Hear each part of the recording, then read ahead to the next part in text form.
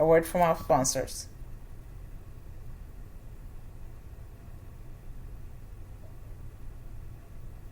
Okay, so I'm back. Understand this. It is important to understand that you can always allow yourself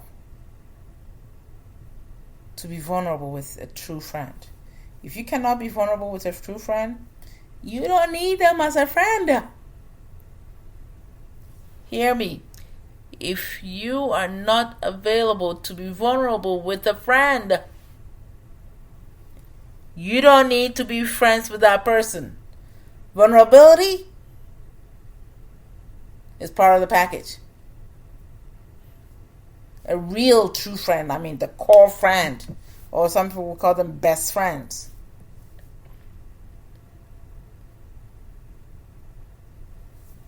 If you can't be real and vulnerable with them, what are you doing with them then? Why do you have them in your group as people? Are you even being real? That's important. You know, like my mentor said, you sure you have a friend or a vulture? Ask yourself that question and answer it. Depending on what you answer it, you would know and know what to do with it. So friends are awesome. I love my core friends that fits in the palm of on one finger. And I love them dearly, and they're incredibly important to me. And I'll go to bat for them because they go the distance with me.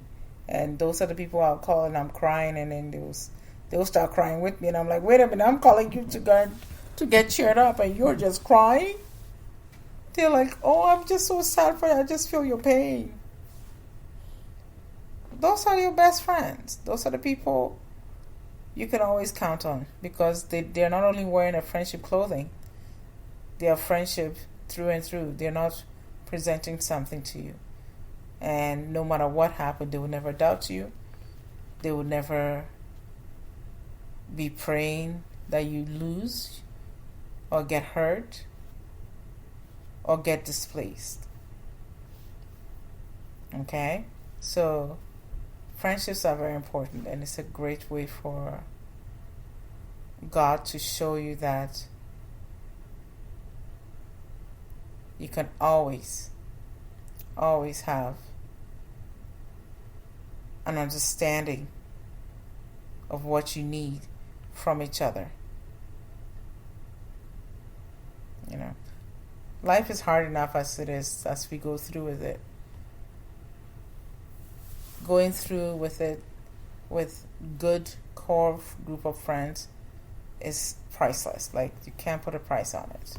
It's just beautiful, and it's incredibly lovely. And I am, for one, I am extremely excited and happy with my true core friends. And of course, those are the people that I've had in my life for many years, and I wouldn't trade them for anything in this world. And yes, they've been there in the ugly times with me, and I have been there with them because they matter to me that much, and their friendship is everything to me, in the sense that I value them, and I value any time we spend with each other, because I find that to be an immense way of putting my heart into something that beautiful. And I feel like I'm gifted. It was a gift. It was a gift given to me by God, and I am eternally grateful for those friendships, and they know who they are. I'm not going to try and embarrass you. And shout out to my girl in Ghana, and shout out to my girl in Canada, and all my girls in the US. You know who you are. I'm not going to mention the names. So understand that you're valued, and I love you guys to pieces, and I don't know what I would do without you, especially with my life now, with all the situations going on. It's been incredible. Anyways, I wanted to talk to you guys a little bit about something that I'm doing. Going forward, you're going to be hearing a lot about it. I believe I spoke some time ago that I'm writing a book. So my book is actually getting ready and is being edited. We've done like 3 types of editing already. And now is the crunch is on. We are going to the 4th round of editing and reviewing and putting things into perspective and putting them in order. And I find it exciting. Here's this. I'm extremely excited. I'm trying not to be like, but I'm extremely excited because it's my life and how far I've come, where I come from, who I am, where I started developing my own core values of myself and belief systems, and why I started developing that at such an early age, like I think 13 years old, from what I've written in the book. That's when I started developing a lot of core types of my own belief system. But now that I'm older, at this age, I realize that those belief systems were being encouraged out of something greater than myself and bigger than myself. I didn't know at the time as a child, but I just knew it. And now I realize that God was orchestrating everything at that time, and I didn't even know. So I'm blown away by how much God's presence was in my life from an early age, and I didn't even know it. As crazy as that may sound, I had no clue what was happening, but I was just coming out with all these silly, crazy stuff that I was believing in, thinking it was my own thought, not knowing those were thoughts that were greater than what I could ever imagine. And it stirred something in me, and I started following the principles, thinking that it was just me, but not knowing now that I known what it meant, and the books that I've read and the teachings that I've learned and heard. Then I realized, oh my gosh, that was God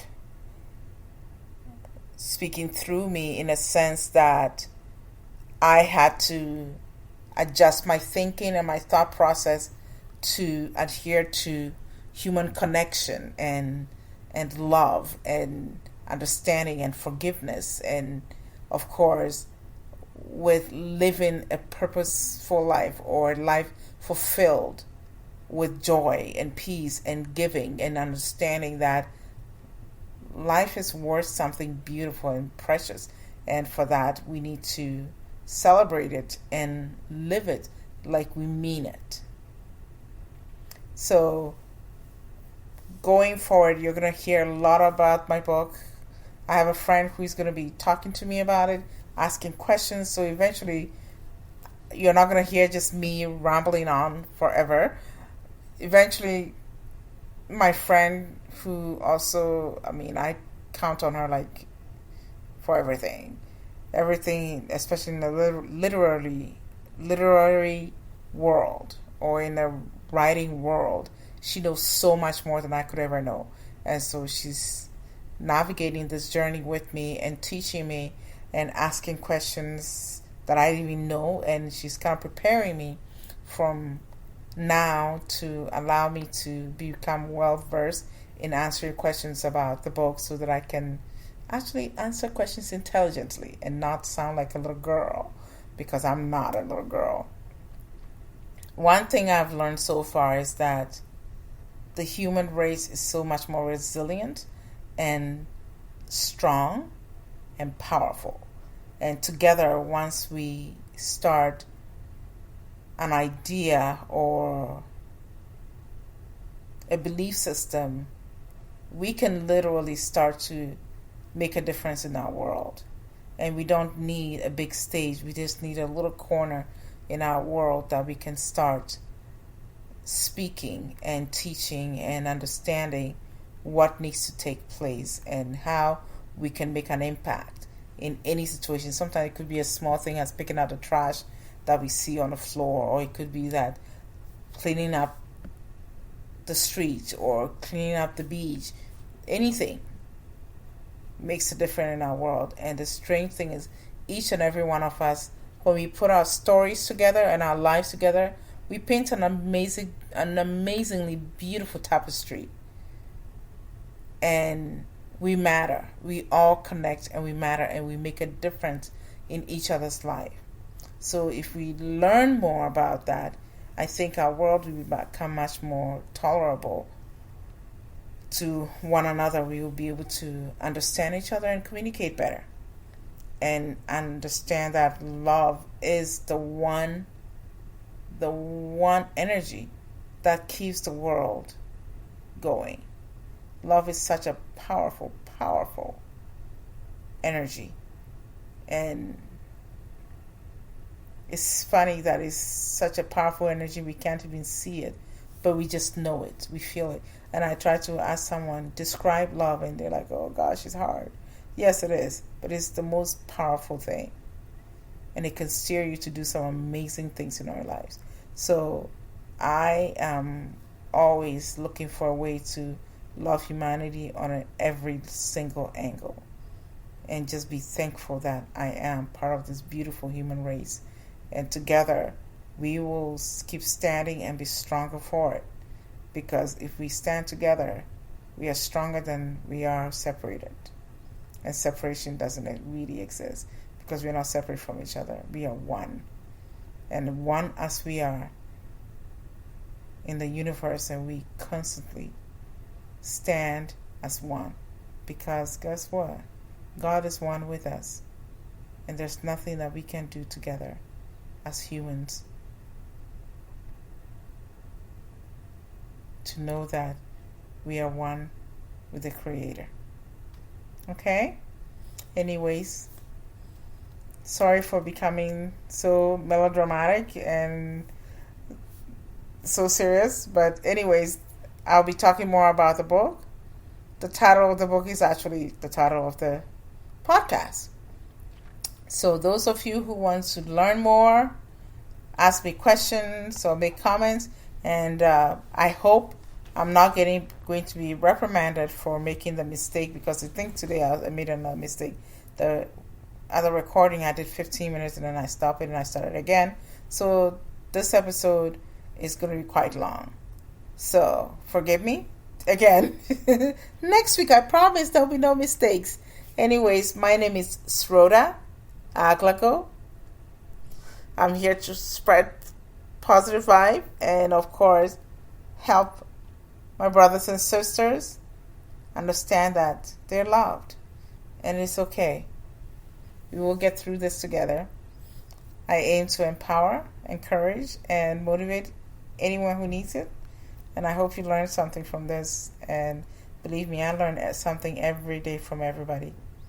Those of you who want to write to me or ask questions, the email address is loveforgivelive@gmail.com. So LUV for give, GIVE, LIVE @gmail.com. And my name is Sroda Aglago. Thank you for listening. Thank you for being a part of the family. Pass it on. And please, those of you who are listening through YouTube, do subscribe to this channel. And every week, I always do my best to publish on Sundays. That's my time to publish things. So thank you. Have a great week. And I hope you enjoy this episode, because it's pretty long, but it's worth it. And I promise next week I will not make the silly mistakes I made. But forgive me, it's a learning process. Bye.